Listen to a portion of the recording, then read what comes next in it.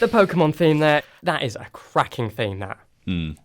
So much so that you've incorporated it recently, haven't you? Yeah, and I don't think I've told you this story yet, Alex. No, I don't think you have. So, I graduated from the University of Lincoln, a wonderful institution, back in September, and for my sins, I got nominated to do something called the student speech, which is where... The student sort of, once all the procession's gone, a student is selected to... stand on the stage in front of about 2,000 people and do a little speech to do the job of thanking the university and the staff for everything they've done. Sounds like it'd be a pretty serious thing. Oh, it is a very prestigious occasion. And I did take it highly seriously. I also decided to see what I could slip in. We came to university not entirely sure what to expect, but with some hopes and ambition. We wanted to be the very best, like no one ever was.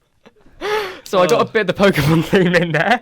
Subtle enough that the people that were sort of giving out the certificates and so on, they didn't know what was going on, but the students found it hilarious. Oh yeah, I also got in this. Everyone's going to have all sorts of practical advice on how to follow your dreams, making sure that you're never going to give them up or let them down. A bit of Rick Astley in there for you.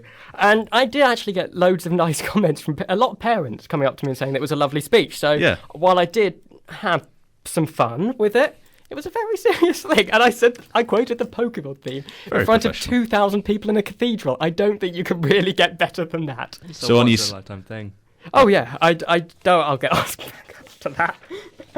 So on your CV you can say, not only have you won the Nobel Peace Prize as part of the EU. Oh yeah. You quote Pokemon in a speech in a cathedral. That's the sort of thing you want on your CV. So go down. That's a legacy. Keep it original. Yes. So we're going to be, if you haven't guessed from the last sort of 5 minutes, we're chatting about Pokemon for the release of Black and White 2, sequel to the DS games. Not on 3DS yet, still on the DS. Yep, the first direct sequels in the history of the franchise. Alex is in the studio. You're slowly getting through it. You've picked your starter, I believe? Yep, picked my starter. I've gone with Snivy, the grass Pokemon, and now I'm into my first battle with my rival. Excellent. We'll catch up with that in a bit. How's the naming situation going? Because that's what we've been chatting about a lot during the songs. What, the name of my starter? Name of your starter, your name of your rival. You've been having some fun with this so far. Yeah. My name, I just went with the generic, my own name. But with my starter, I decided to do something a bit different.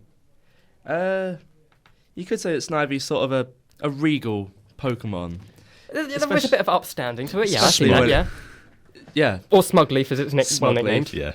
But I've decided to go with something a bit different. I've named it William.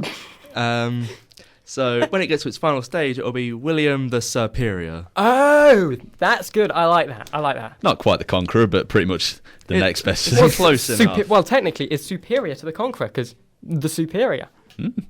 That works, right? Shows you what I know about history. Well, I mean, just the word superior is better. Yeah, fact. That's fact. That's what you're getting here. Fact. Sheer fact. Now, a couple of nights ago, we went along to the University of Lincoln's Gaming Society. Yes, we've had close links with it for the last few years, and basically we wanted to sort of cast our net out and see what people from the Gaming Society thought about the upcoming release of Black and White 2. And we also gave them a silly little challenge to see how much they can remember of the Pokerap. Let's hear them. My name is Anthony. I'm Shaz. I'm Vicky. My name's Adam Doricott. First thing that we're going to ask you is, can you remember any of the Pokerap? I know the last one is Arbok. That's a good start. I can remember none of it. I'm not a big anime fan. I think Articuno's in there somewhere. I'm pretty sure, yep. That's 2 out of 150. Was Mew in there? No, Mew wasn't. So 2 out of 150, that's not bad. That's a good start. Technically, that is our highest so far. I can't even remember the order. I know it was the first 151. Was Mew in it? No, we've actually had that question before. Mew was not in it. But no, I can't remember it. Krabby. That is a Pokemon. I can give you the first 150 Pokemon, but I cannot give you it in a rap. Can't remember the order either. Electrode, Diglett, Nidoran, Mankey, Venusaur, Tataspiro, Pidgey. Something, seeking Jolteon, Poliwrath, Buttery. There's a bit that's like over 150 or more to see to be a Pokemon Master of my Destiny! What are your thoughts on Black and White 2? Are you excited for it? Are you going to pick it up? Yes, I've pre-ordered it, but in terms of excitement for it, not really, because the thing that I used to like about the new Pokemon games was, new land, new adventure, Whereas this is the same land with a different adventure, but it's the same as the previous adventure. There's not a whole lot of conclusive ending from it, from what I can tell. So you don't think there's enough tweaks to perhaps warrant the same excitement as if we'd have been given Gen 6 by this time?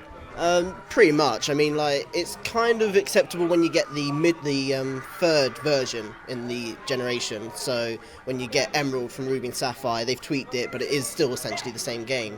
I mean, I'd rather they said you can have any from number 1 to number 693, rather than you can have 350. That's the drawback to it in my mind. I took the day off work to get it and play it. And does your boss know that's the reason? Yeah, he does. Good, because I was checking just before we played this. That'd be very unfortunate. Is there anything in particular that you're looking forward to with these releases? I just love playing through the Pokemon games, and recently I've wanted to play through the games again, but I've been waiting for Black and White 2.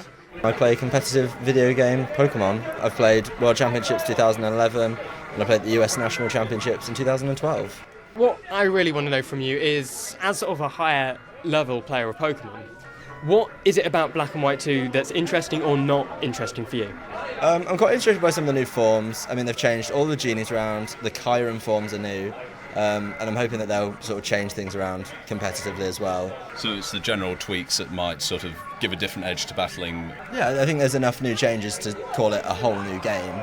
Obviously there's a new story to play through, but I mean, there's a lot of new things coming out. There's also the Pokemon World Tournament, I believe it is, where you can play the best trainers from World Championships this year, including my friends Wolf, Ray, Abel, a Spanish player, and Sejun Park, who are 4 powerhouses. And you can play them, you can just download them onto your DS and play them. So I'm hoping it will get more people interested in it as well, so they'll actually play it and think, I want to play doubles, I want to play this properly, and maybe increase attendance at tournaments. And thanks to everyone who chatted to us the other night, and hello to Adam, who's tuned in to hear himself. Well done, you're a man after my own ego.